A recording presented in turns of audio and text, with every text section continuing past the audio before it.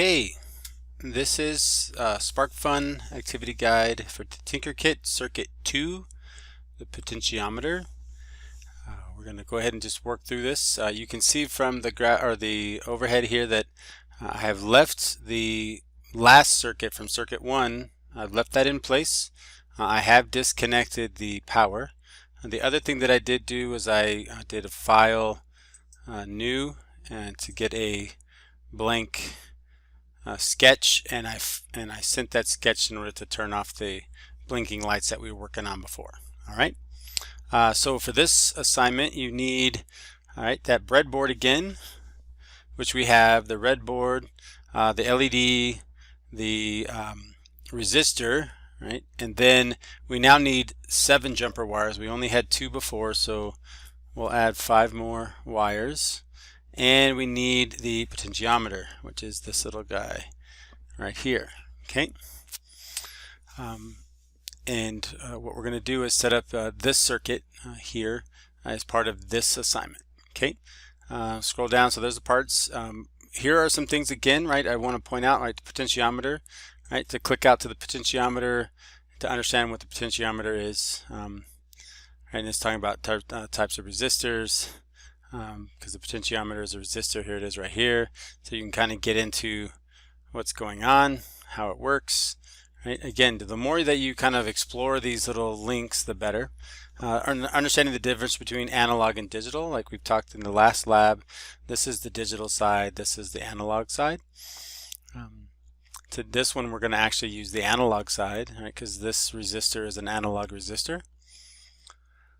And now they start getting into these circuits and the divider of how this works, and you'll see, right, so we've got voltage out, voltage in, and then there's a ground over here, so you can, that's where the 3 pins are on this particular device, right? So again, reading through that, you're going to want to look at your potentiometer, and if you roll it over, right, you can see I have these little lines here. So just like this picture over here, now that's telling me, right, that this, if I turn this one is the 5 volt, this is my V out, and this is my ground. Okay, so this is my power in, this is my voltage out, and this is my ground. Okay, and by spinning this, we're going to adjust how much power is put on this wire coming from that wire. That's essentially what's going on. All right. So the wiring diagram, so it looks like there's a couple of changes to our original diagram. The first change is this wire here that used to run over here to ground is now going to go to the rail, and then there's going to be a wire that rails over to the ground. Okay, so this wire here is going to come over here to the rail. Okay. And I put it in the second hole. It's hard to see that from where you're at, the second hole there, so that I can put the ground wire up there on the top. Okay, so the ground wire, I'm going to keep it with the white because I've got a white one here. I'm going to go from here and I'm going to go to ground, which is the 3rd pin. Okay, so now essentially this circuit goes here into this rail, this outside rail, and then back up this wire over to ground. Okay, the next piece we're going to do is, it looks like the resistor here stays on pin 13, so this is good. So we've already got that wire in place. That's the green wire here. So then we need to do some wiring. There's one other piece of wiring. There's a 5 volt that we're going to pull, and we're going to put that on the inside rail. Okay, so 5 volt onto the inside rail. So the 5 volt is the fourth pin there. Okay, and I want to put that on the inside rail way up here. Okay, so now I've got power. When I plug this in, I'm going to be putting power on this inside rail there. Okay, can you see that from the picture? Right, so if I tilt a little bit more, right, so you can see that this, I'm talking about this wire right here, right, this black wire, and it's plugged in over here to the 5 volt, and it's plugged over here into the first column, right, the red column. All right, back to this picture. We've got the potentiometer. Okay, and if you look here on the picture, you see the little notch right there. Okay, that little notch you should be able to see that little notch right there, right? So make sure you match up the notch. So at this point I'm just going to stick it in the board. It doesn't really matter which 3 pins you're in. You can line them up by the 3 pins that are right here. Okay. All right, so then I need so this bottom one, remember we this little guy right here, when we looked at this pin, that's the ground, that's the 5-volt pin, right? That looks backwards to me, right? Because this shows that this is the 5 volts, and they're having us plug that into ground, and they're having us plug the ground into the power. We'll see how this goes. We're going to follow the instructions. All right. So I've got that first one, and they want me to go over here to the first rail, and then I'm going to take the outside one right there, right, and I'm going to plug that into the first rail here. Okay, see what's going on there. Right. And then this middle one, which is supposed to be our voltage in and out, I want to put that one, I'm going to scoot it out one, so just to match them with everything else. Okay, so all of those that wire there, and then this wire is going to go over here to the analog 0. And so analog 0 is there. Okay, so if we have this, you see where these are going, right? They're all in line, right? And I'm following the diagram here. I'm curious if the jumper wire that's supposed to be in E, what is it, 26, E26 is supposed to go to, that's 30, 29, 28, 27, 26, so I want 27.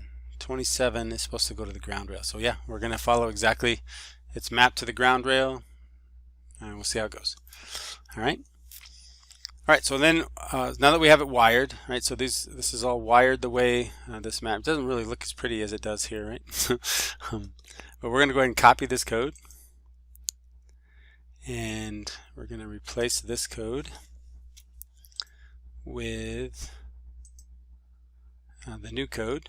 Okay, so if we look at this, so this is a potentiometer, so we've got we're initializing the potentiometer position. This variable will hold a value based on the position of the potentiometer. So it's just, that's going to be the variable, and it'll depend on where we put the potentiometer. Right? So if we actually match the picture, we're going to put that little arrow straight that way. So I just turn this little knob there. Okay, and then the next piece, we got the void setup. Right, so that initializing this variable is going to happen before we do the setup, and then we're going to turn on serial connection. Right, so this is going to be a serial connection. I'm going to make this a little bit bigger so we can read the whole thing. Okay, so we're initializing the serial connection here. Okay, and that's going to be sending through this data cable back to the computer here, a serial output, and then we're going to set pin mode 13 as the output, right? So that's, again, we're putting pin 13 as our output to the LED, which we can't see because of the wiring. So there's the LED there. All right. Then our loop, so to read the position of the potentiometer, so we're going to take the potentiometer and we're going to read off of A0, which is the amount of voltage coming out of this. We're going to read that amount, and then we're going to send that amount to the serial connection, right? So we're going to read it, and then we're going to print it to the serial. So that's just going to send data across the serial connection. So that's going to be the connection to our computer. Okay, and then the next piece is change the LED based on the trim pot value. So based on what value we read here, we're going to set the variable here. Okay, so digital write high, and we're going to delay that based on the position. So the higher the position, the longer the delay. The lower the position, the lower the delay. Okay, makes sense? So based on where we have the potentiometer, we will adjust the value of the light. So let's see how this works. We're going to go ahead and plug this in. Okay, so plugged in. Let me get this thing fired up. All right, so I've got a good power light, and you saw the blinking, so we know we're communicating. Let's go ahead and hit play. So it's saving the file down here. It should compile it and then send it over to the, oh, I wonder, I think we may have a problem because I forgot, I unplugged it, and I may have to double check to make sure that it's on the right COM port. So we'll have to wait for this to break. Oh, it wanted me to save it because this is a new sketch. So Potentiometer. All right. So I saved it, compiling the sketch. Let's see if it sends or if it gives us an error.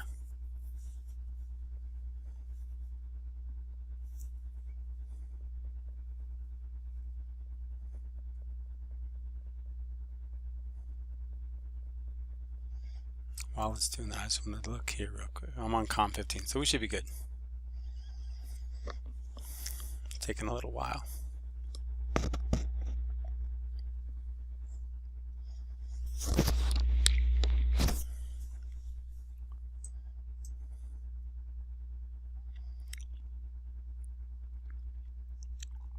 All right, there we go. Sending the sketch. You can see it going right here. So I've got a blink, okay, and we don't know what the value of that blink is at this point. So how we find that out, right up here on the IDE monitor, right here you see the serial monitor. If you click that, we're going to get a serial monitor, and I'm just going to set this over here for a second. And you can see the value, where the value is pretty much 527, so pretty much halfway. So we're getting half-second delay. Okay, so if I were to then spin the potentiometer, I'm going to spin it to the right, so clockwise, and you see the value jump all the way to the highest value possible, which is 1023. Okay, so now this is blinking a little bit more than 1 second.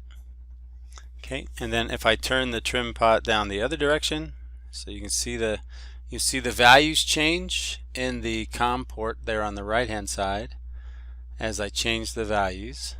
Okay, and you can see the LED speed up till we get to 0, right? And then from our previous experiment, we know that if we're at the 4 range, it's like you can barely see. Actually, I don't see it flickering at that point. That's pretty good. All right, but we can get a little bit of, see how it's pulsing there? Right, that's in the 15-16 range. Right, 45 on and off. Right.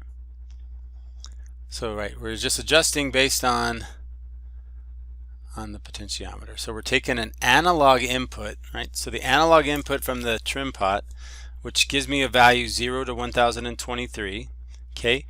And that translates to the digital side, right? To shows, and we're translating it in the blinking form, right? So the light is either on or off. So digital is on or off, but we're using an analog adapter or an analog I want to say actuator, but it's actually a it's like it is a sensor, right? So we're sensing where this dial is located, and then based on that, we're actually then setting the blink length of this guy, right?